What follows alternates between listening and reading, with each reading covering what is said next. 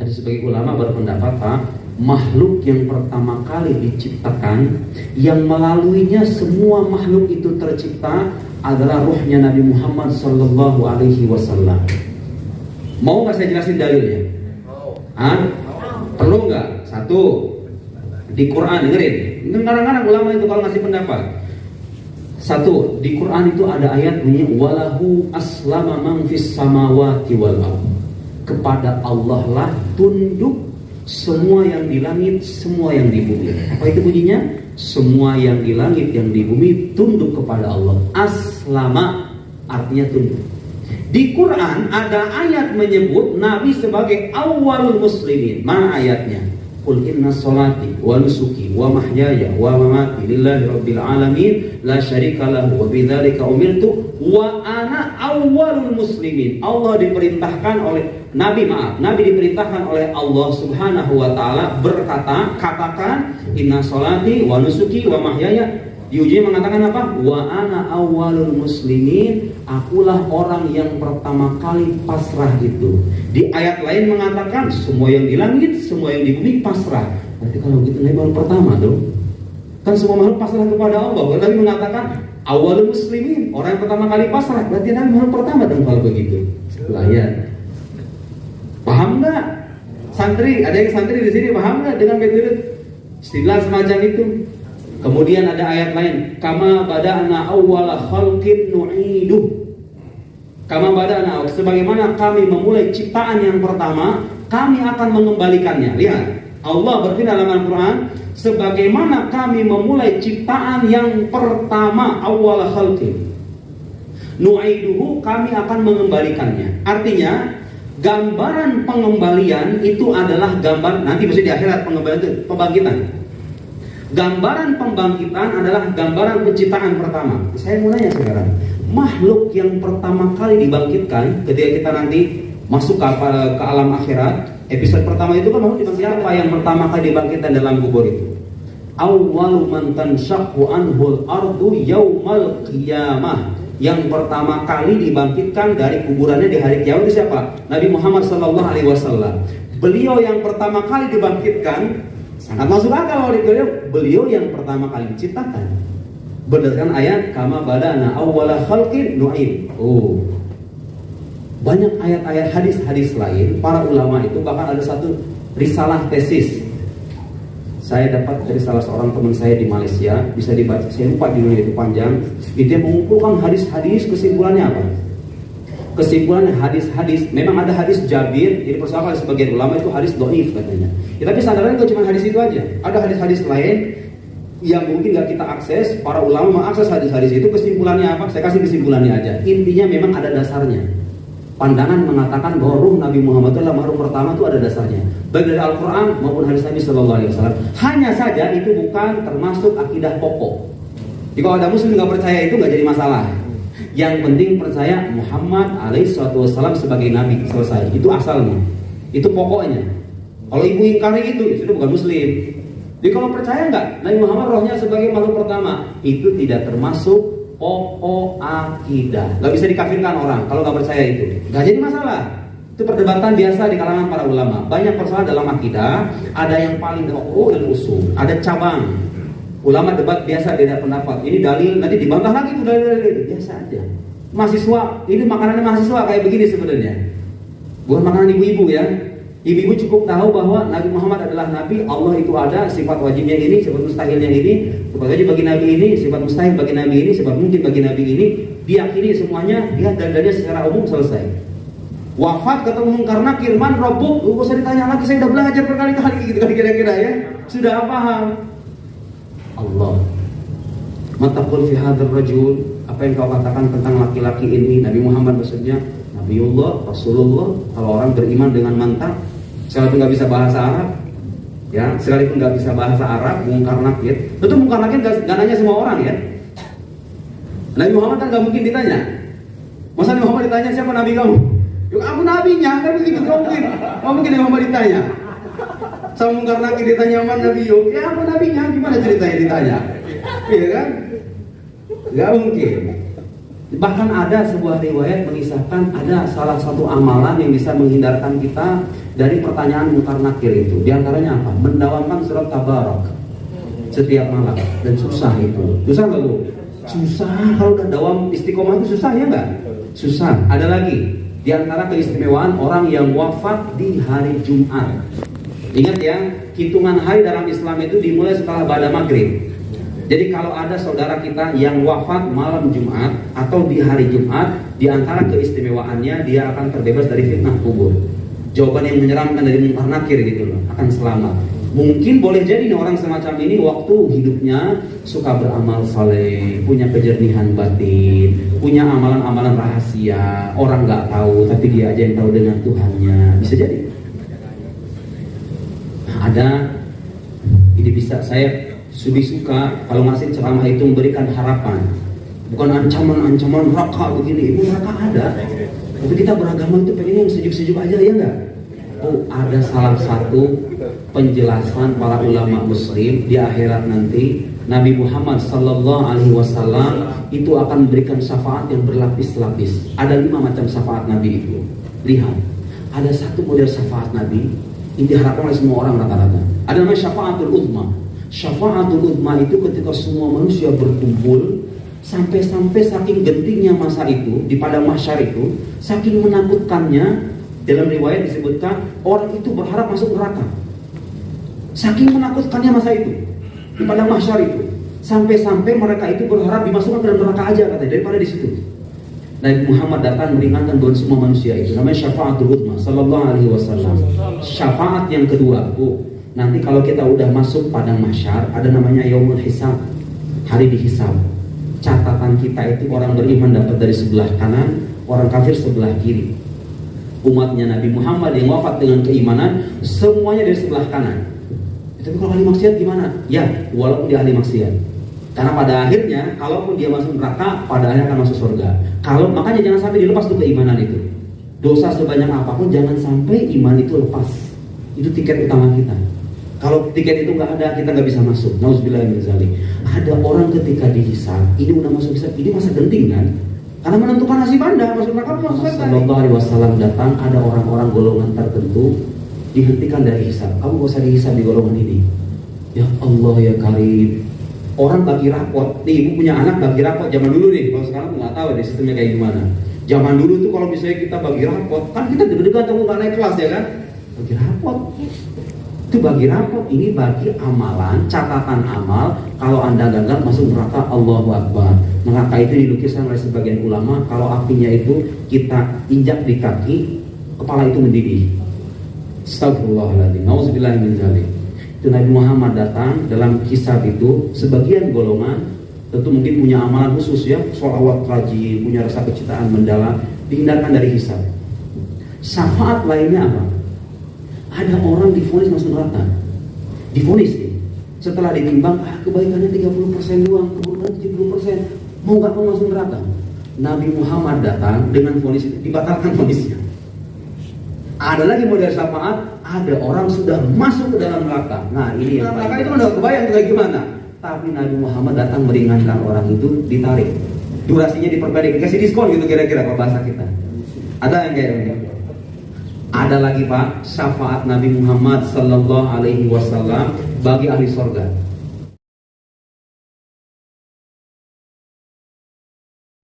Kok bisa? Ya, karena begini. Masuk surga, kita masuk surga itu karena rahmat Allah. Ingat, harus catat ya. Jangan sampai kita punya keyakinan gara-gara saya sholat, gara-gara saya berzikir, gara-gara saya bersedekah, saya berhak mendapatkan surga. Jangan sampai ada keyakinan begitu. Karena Rasulullah sallallahu alaihi wasallam pernah bersabda, la yadkhul ahadukum al-jannata bi amali. Tidaklah salah seorang di antara kalian masuk surga karena amalannya. Wala anta ya Rasulullah, engkau juga ya Rasulullah. Wala ana illa ayyataghammadanillahu bi rahmati. Termasuk aku.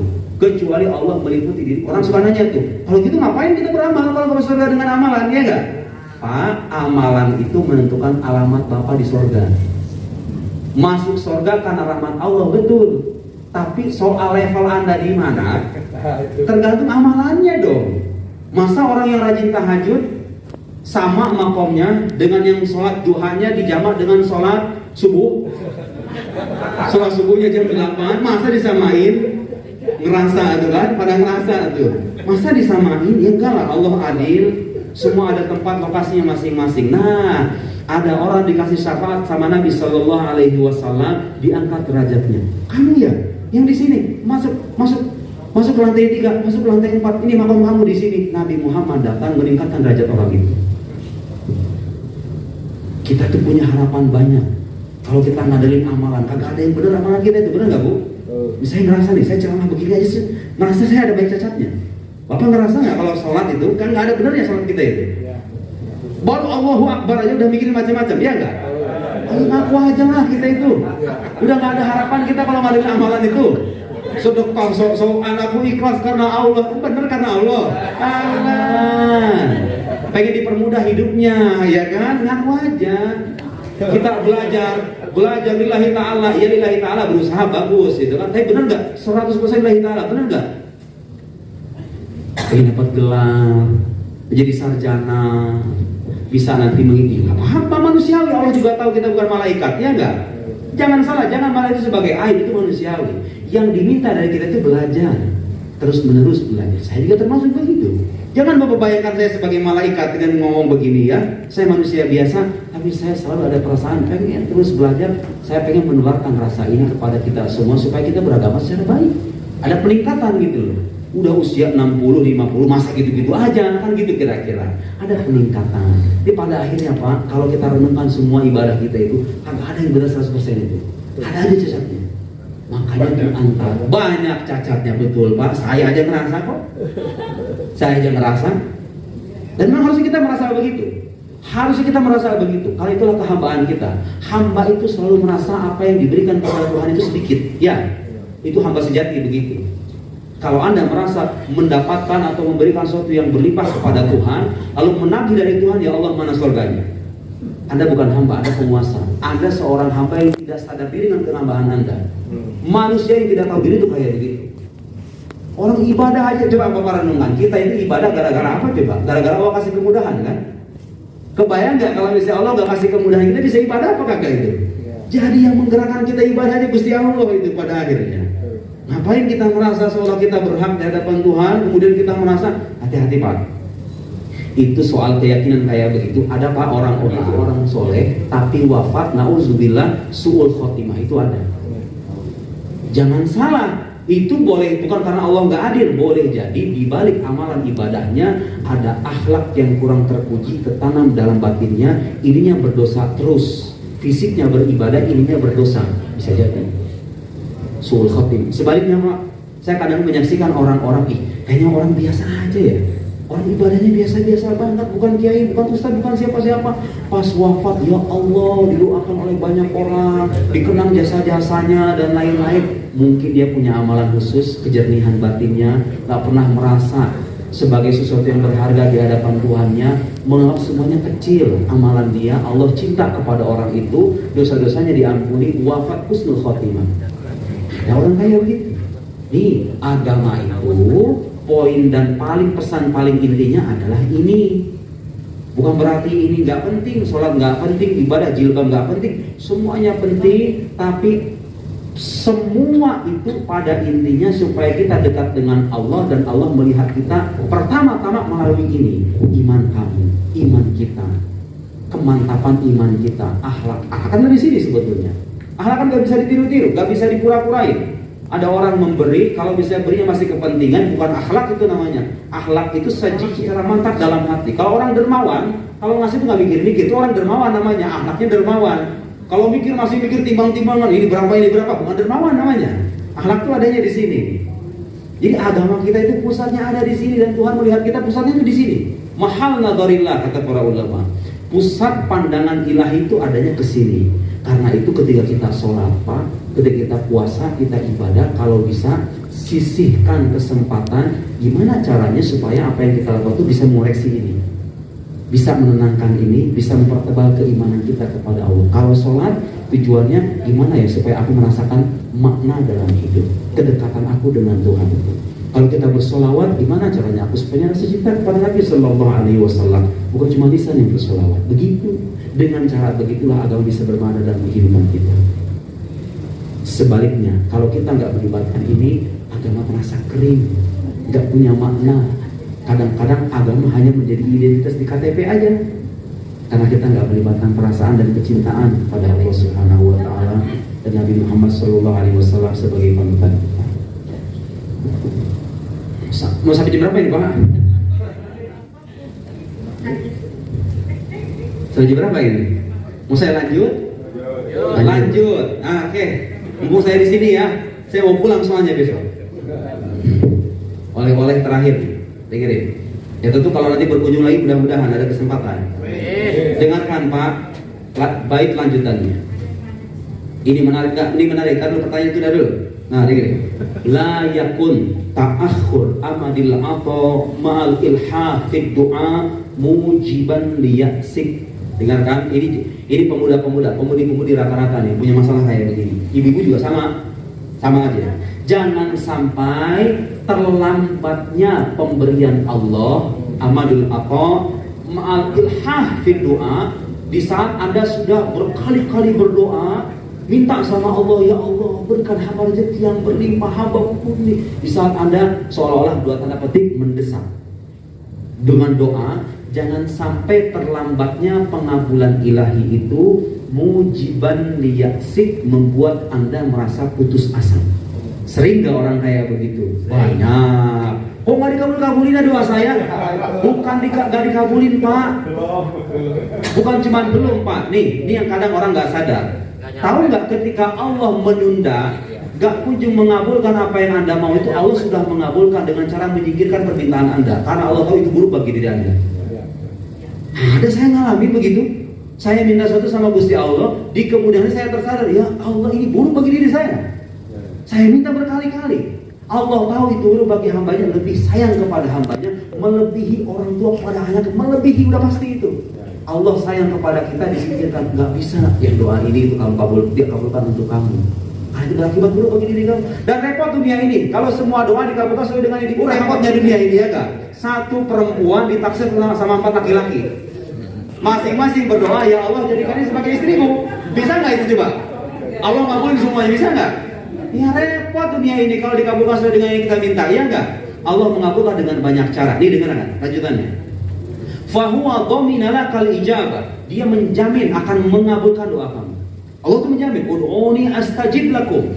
Berdoa kepadaku, aku pasti akan mengijabah. Itu Allah sudah menjamin. Ngapain kita ragu? Fahuwa dhaminal ijabah, dengarkan, fima yakhtaruhu lahu. Berdasarkan apa yang dia pilih. La fima takhtaruhu li nafsik, bukan berdasarkan apa yang kamu pilih. Wa fil waqtil ladzi yurid, pada saat yang dia inginkan. La fil waqtil ladzi turid, bukan pada saat yang kamu ingin. Ya Allah ya Karim, ya Allah. Itu kalau Anda paham ini selesai sudah. Tutup kitab. Sampai soalnya saya ngomong dari tadi ini. Selesai itu intisarinya. Jadi Allah itu sudah mengabulkan sebelum orang yang kalau kita doa sekarang yang menjalankan lisan kita itu siapa? Allah Subhanahu Wa Taala, ya kan? Dia mengijabah doa kita dengan cara yang dia pilih. Kok begitu? Ya Pak, manusia kalau milih sesuatu kadang-kadang buruk soalnya bagi dirinya, ya kan? Kalau Tuhan milih udah pasti baik. Masa Tuhan yang baik, yang mencintai orang-orang baik, berbuat buruk kepada hambanya, gak kebayang sama saya beneran itu? Tapi ada loh keburukan, ya ada, kelihatannya doang. Pada hakikatnya di baliknya ada kebaikan. So, Bapak saya boleh tantang, ada gak di dunia ini sesuatu yang 100% buruk, ada gak? Gak ada kebaikan sama sekali, gak ada. Itu pembunuhan, gimana? Pembunuhan. Polisi punya kerjaan kan pada akhirnya. Ayo, ada kantor polisi, ada penjahat di kantor polisi, punya gaji mereka, punya job mereka. Kata-kata ini, ya nggak? Kalau kita ambil ya sisi positif, ada aja kan? Orang Palestina itu gimana ya? Orang Palestina itu, hikmahnya apa itu? Hikmahnya apa itu? Banyak. Apa coba hikmahnya? Pasti ada. Kadang-kadang kita nggak tahu, kadang-kadang kita tahu, kadang-kadang kita sadar. Kalau bagi saya itu Pak, menjelaskan secara terang benderang kepada kita bahwa dunia ini bukan tempat bersenang-senang. Dunia ini tempat ujian, supaya orang muslim sadar, kamu lihat orang Palestina itu dekat di tempat suci, orang-orang mulia bersabar, hidupnya sedemikian menderita karena Allah itu sejak dulu memperlakukan para nabinya itu dengan penderitaan juga. meyakinkan kita bahwa Anda jangan pernah membayangkan dunia ini sebagai tempat bersenang-senang saja. Ini hanya tempat transit. Karena ada sebuah hadis Nabi itu menggambarkan ma'ana wa mali dunia ma'ana fi dunya ila karakibin istadalla tahta syajarah summa raha wa barakaha. Kata Nabi itu, aku ini dunia ini seperti halnya pengendara musafir berteduh di bawah pohon, singgah sebentar, nanti ditinggalin lagi. Gitu nggak kita hidup di dunia? Merasa punya kayak gitu nggak? Enggak. Kita enggak. Nabi doang yang kayak begitu. Merasa nggak Pak? Kalau sini mampir doang. Kalau mampir doang nggak usah mau dong nyari dunia itu, ya enggak? Nah kita nggak begitu.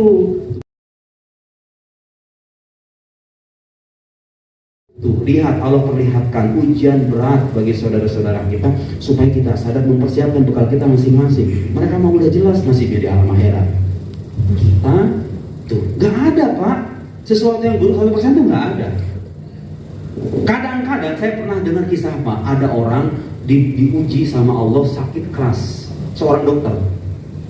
Waktu dia jadi dokter punya banyak fulus gitu ya, boro-boro dia sholat, ingat sama Tuhan, sholat aja kagak. Sholat kagak, jauh dari Tuhannya, kehidupannya ya punya banyak fulus. Diuji sama Allah, dikasih penyakit berat. Apa yang terjadi? Tiap hari kerjaannya selawat kepada Nabi, baca dalailul khairat. Di saat punya Tuhan, di saat diberikan kesengsaraan, dia dekat sedekat-dekatnya dengan pencipta alam semesta Allah Subhanahu wa Ta'ala. Bukankah itu kebaikan? Kelihatannya menyedihkan, tapi bukan itu kebaikan dan kemaslahatan bagi kita?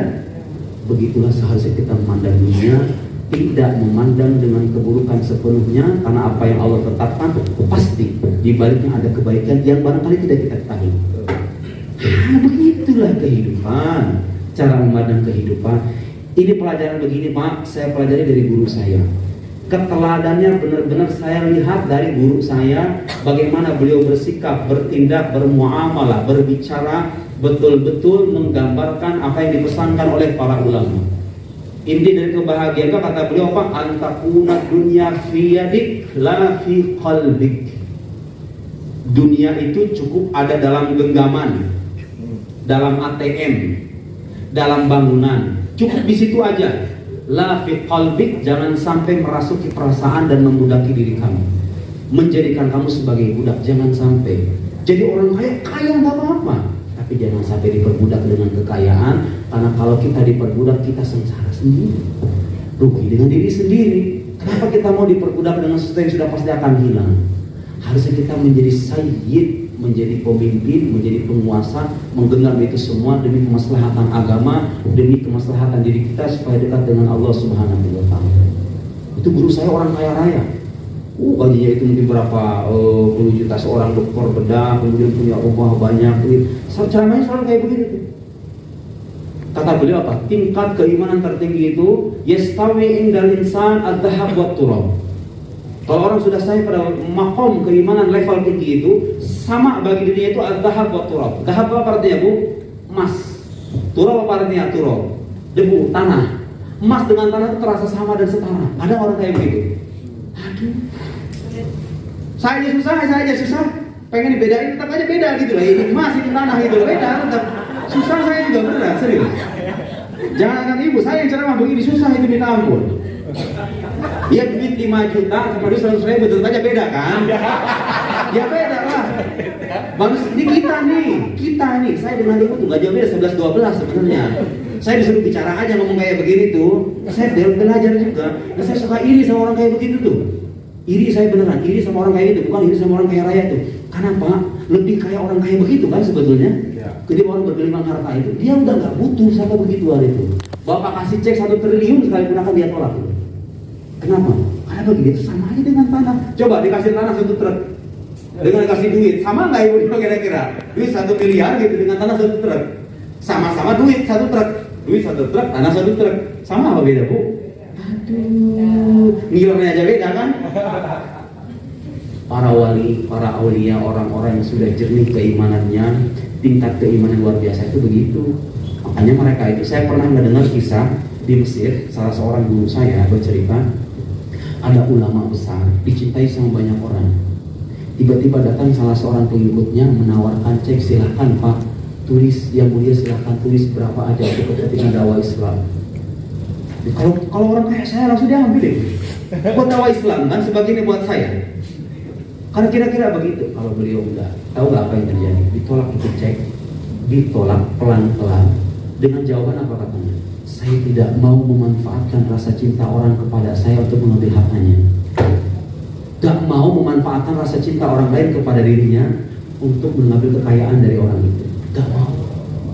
Dan gak ada nilainya. Bagi mereka itu udah gak ada nilainya. Bisa tidak gitu kan? Kita susah mendapatkan, tapi minimal kalaupun tidak semuanya, separuhnya, tidak bisa separuhnya, 30%, 20%, 10%, 5% dah. 5% supaya nggak stres-stres amat gitu loh. Benar, saya ngerasa itu diantara kesetresan hidup itu ya begitu.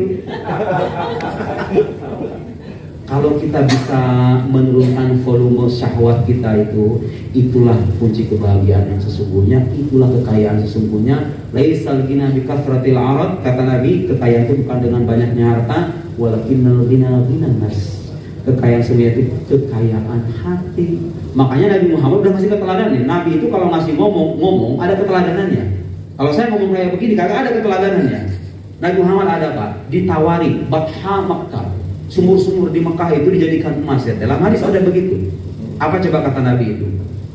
Aju'u yauman wa ashba'u yauman. Aku memilih lapar satu hari, memilih kenyang satu hari. Ketika aku lapar, kata Nabi, aku akan atau darra ilaik, atau darra tadi merendahkan diri di hadapan Allah. Ketika beliau kenyang, beliau bersyukur kepada Allah. Ngasih keteladanan sama kita. Emas, gunung Uhud ya, tadi gunung Uhud ditawarin menjadi emas. Batha Makkah, sumur-sumur di Makkah jadi emas, ditolak semuanya. Mengajari kita bahwa dunia itu ma'aluha ila zawal, bahwa dunia itu pada akhirnya akan hilang. Sebagai orang yang cerdas, jangan sampai kita tergoda dengan sesuatu yang pasti akan hilang itu. Cari sesuatu yang jelas-jelas abadi, menjanjikan kebahagiaan abadi di alam sana. Karena itu beliau mewanti-wanti ketika ditanya, manil kais ya Rasulullah, siapa orang cerdas itu ya Rasulullah? Kata Rasulullah, mandana nafsahu wa amila lima ba'dal baul. Orang yang senantiasa menghisab dirinya, mengevaluasi dirinya, apa yang kurang ya dari diri saya, terus ibadah, terus memperbaiki diri, wa amila lima ba'dal maut, dan beramal atau berbuat baik demi kehidupan setelah mati. Itu orang cerdas. Kalau dibalik berarti orang bodoh. Gimana kalau dibalik itu? Dunianya dikejar habis-habisan, akhiratnya dilupakan begitu saja. Orang cerdas kata Nabi, mendana nafsa wa amila lima ba'dal maut, beramal sebagai bekal itu kehidupan setelah mati. Mau nyari apa lagi kita? Betul. Saya cukupkan ya Ibu, Bapak, awal ada lagi? Atau belum selesai? Belum? Udah merasa tersirami apa belum? Saya dengar jangan begini.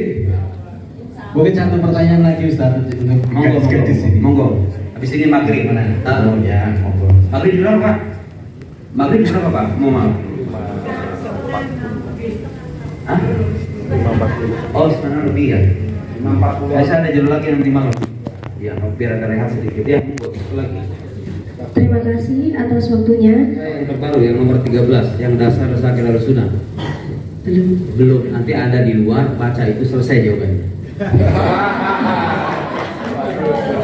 Iya kan, nanya gimana menjelaskan akidah, udah saya jelasin di buku 200 halaman tipis Bu. Masa sih hidup 20 tahun 40 tahun, Bapak Ibu 40 tahun ditanya, diminta sama Allah mempelajari dasar akidah, masa nggak ada waktu?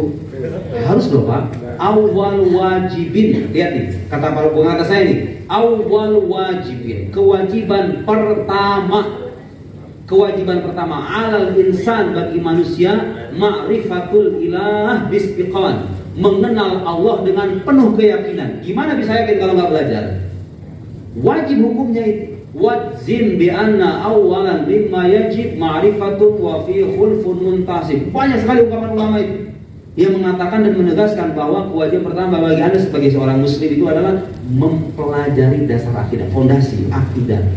Allah itu seperti apa sifatnya, apa yang wajib, apa yang mustahil, yang wajib bagi Nabi, apa yang mustahil bagi Nabi. Itu kalau Ibu belajar sehari 30 menit aja, saya yakin seminggu kelar kok. Ditanya loh Bu, nanti di alam akhirat itu kenapa kamu gak mempelajari? Kamu aku ciptakan selama sekian puluh tahun, ada panca indera, ada akal sehat, ada nurani, ada kesempatan, ada waktu, ada kesehatan, ada uang. Kenapa kamu gak belajar? Gimana mau jawab? Kemarin itu Bu, ya, saya sudah cerita di waktu saya ceramah di UGM. Pak, ada bapak-bapak usia 95 tahun, kiai sepuh. 94, bayangin, 95 tahun, ngajar di Jakarta dari daerah Tegal beliau. Dari Tegal ke Jakarta 4 jam. Artinya pulang balik 8 jam kan? Itu dari usia 31 tahun sampai usia 96 tahun sekarang, masih berjalan setiap minggu. Jadi beliau datang misalnya ke Jakarta nih, ngajar, selesai ngajar 2 jam, balik lagi ke Tegal dengan anaknya dan sopirnya. Tahu nggak yang diajarin apa ini? Selama 65 tahun lebih itu, yang diajarkan satu kitab namanya Ummul Barahin, kitab dasar dalam ilmu akidah Islam. Saya nanya sama sopirnya, emang nggak ngajarin kitab lain? Nggak ada, katanya, dari dulu itu aja ngajarnya itu. Udah melotot kayak apa itu? Itu kalau tanya Munkar Nakir saya yakin itu. Kalau ditanya Munkar Nakir udah pelan beliau itu, nggak usah ditanya itu. Nggak usah ditanya itu.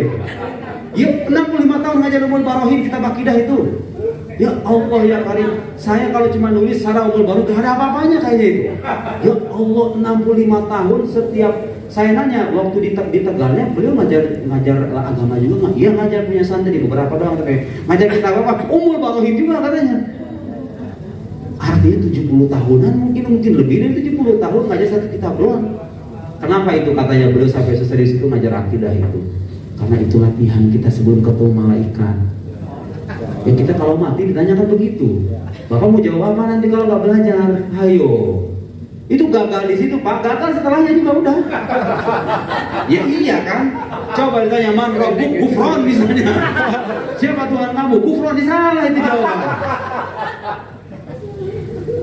Salah. Kan orang kalau nggak belajar ya begitu akibatnya. Jadi penting mempelajari akidah itu. Gimana? Aku perlu satu majelis tersendiri, Pak. Saya dijelasin akidah Islam. Ya saya akan baca bukunya.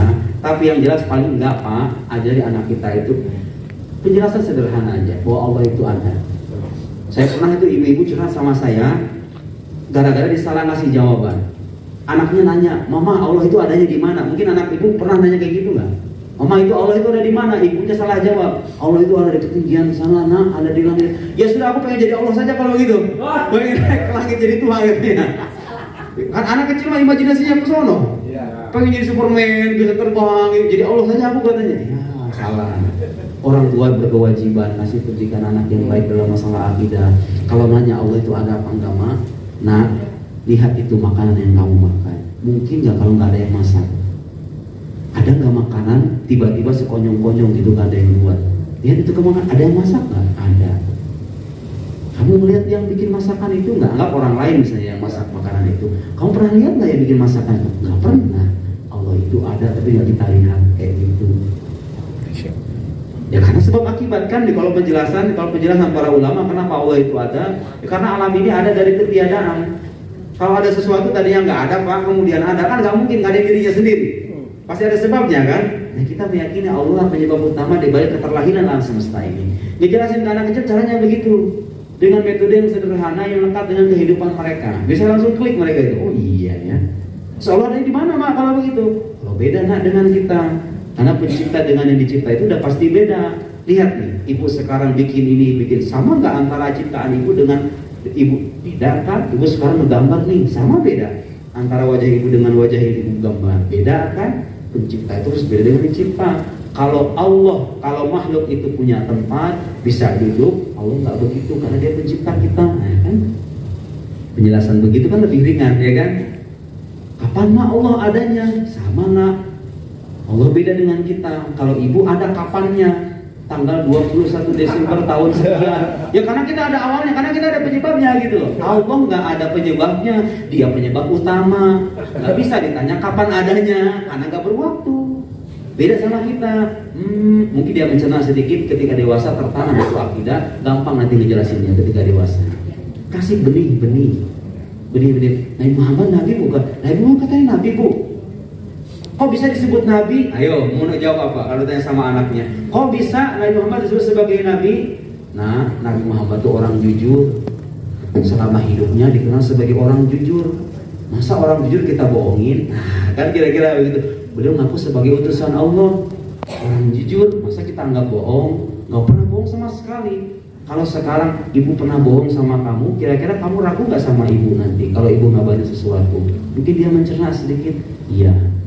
Kadang-kadang kalau anaknya lebih kecil, kadang bohong jujurnya kan nggak tahu maknanya. Kasih penjelasan yang bisa sederhana lagi. Orang baik Nabi Muhammad itu, orang baik, berbudi pekerti luhur, suka membantu orang-orang. Masa orang kayak begini berbohong? Kira-kira begitu ya. Belum, aku sebagai utusan Allah datang dengan bukti. Buktinya banyak. Yasin satu, ibunya harus belajar akidah juga. Bapaknya juga begitu. Kenapa Pak itu penting? Zaman sekarang nih, anak-anak muda main TikTok, main Instagram, saya kan suka ngeliat yang kayak begituan itu. Kalau nggak ada dasar-dasar akidah, atau hilang nanti masa depannya, masa depan anak kita. Nggak terasa gitu loh, terjatuh dalam kekufuran. Nauzubillahi min dzalik. Anak cucu keturunan kita tanggung jawab nanti. Ditanya kalau kita nggak belum menunaikan. Kalau ibu bapak belum menunaikan tugas sebagai orang tua memberikan pendidikan yang layak, Allah akan bertanya. Kecuali bapak ibu sudah maksimalkan upaya ngasih pendidikan yang layak, keteladanan yang bagus, anaknya masih bandel. Selesai itu. Wala taziru waziratu wizra ukhra. Setiap orang tidak akan memikul dosa orang lain. Anak ibu kalau udah pilihan dia kayak begitu, udah selesai, ibu gak akan diminta pertanggungjawaban.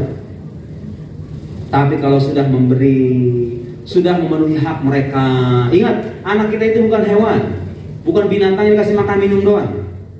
Mereka punya ruh, harus diisi ruhnya itu. Diajak sholat, diajak majlis zikir, diajak membaca sirah Nabi Sallallahu Alaihi Wasallam, diajarin Al-Quran Karim, supaya tertanam cahaya keimanan dalam hati mereka. Kalau itu sudah tertanam, yakin, insya Allah itu anak menjadi orang baik.